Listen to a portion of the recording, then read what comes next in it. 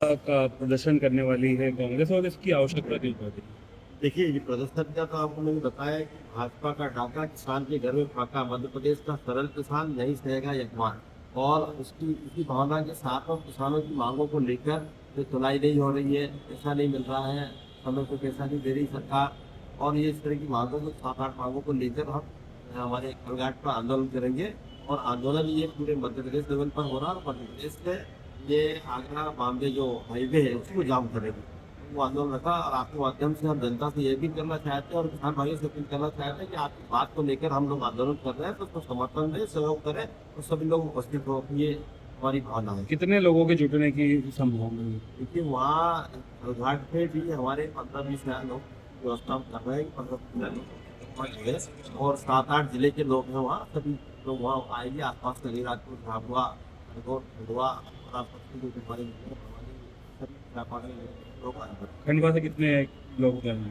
खंडवा से कम 2000 लोग हम लेंगे, पूरा प्लान है।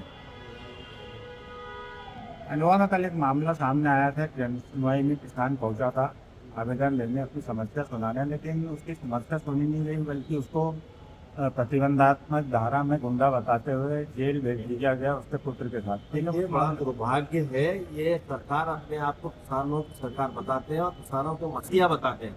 युवराज सिंह भी पहले बोलते रहते थे, ऐसे मोहन यादव भी बोलते हैं, आपने देखा रोज।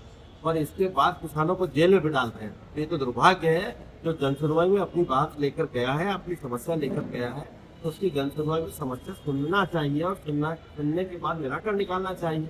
आप जनसुनवाई में अपनी मांग कर रहा है किसान, जो बैठे बेचारे किसान लोग दोनों, और वहाँ जनसुनवाई मांग करने पर उसको सीधा जेल में डाल दिया। और जेल में दुर्भाग्य देखिए आप, अगर जेल में 7 साल से कम सजा वालों को जेल में नहीं डाल सकते, जमानत थाने से देना पड़ रहा। ये सुप्रीम कोर्ट का, हाई कोर्ट का निर्देश है, तो उसके अंतर्गत हो रहा है। पर उनको अगर मौका नहीं मिलता है, जब उसमें 7 साल की सजा से कम धारा लगती है, कम सजा की धारा लगती है, तो जमानत देना पड़ेगी। और उन्होंने बदमाशी की इसमें, तो प्रशासन की वो बदमाशी है, मैं तो यही कहूँगा।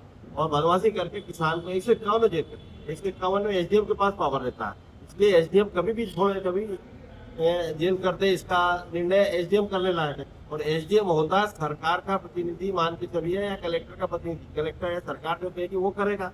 तो ये तो अन्याय है किसान के साथ में, और हर जगह 151 लगा रहे हैं। मध्य प्रदेश में और भी जिलों में ये चीजें हो रही कि कहीं अगर उनको मौका नहीं मिलता जेल भिजवाने का, तो वो 151 कर 151 जेल भेजते हैं, और एसडीएम पता लगा 4 दिन जमानत नहीं देता है।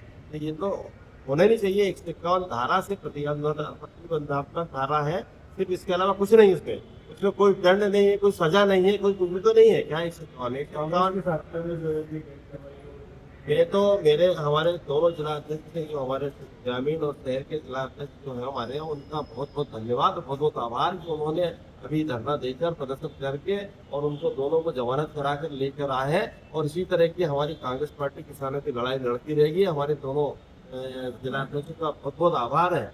और किसानों की लड़ाई लड़े प्रतिभा पाटिल जी और हमारे प्रतिभा रघुवंशी जी और हमारे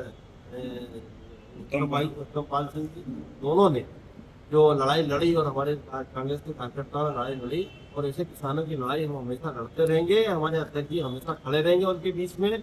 कभी ये स्थिति नहीं आएगी, और किसानों को डरने की जरूरत नहीं है। किसानों के साथ कोई समस्या आती है तो निश्चित गांधी भवन आए, हमारे अध्यक्ष जी को बताएं, निश्चित ये लड़ाई लड़ेंगे, और उनकी लड़ाई पूरी लड़ेंगे, और उनका जो हक है वो दिलाएंगे। ये मामले को आप विधानसभा में उठाएंगे? बिल्कुल विधानसभा में उठाएंगे, क्योंकि किसानों के साथ अन्याय है। और किसान, हमारा मध्य प्रदेश कृषि प्रधान देश भी है, और देश भी कृषि प्रधान है। और कृषि प्रधान देश में किसान जो अन्न पैदा करता है, उसी से हर आदमी का पेट भरता है। अगर किसान अन्न पैदा नहीं करे तो कोई का किसी का पेट नहीं भरेगा। और उस अन्नदाता को आप जेल में डाल रहे हो, ये दुर्भाग्यपूर्ण है। इसी तरह हम विधानसभा में उठाएंगे।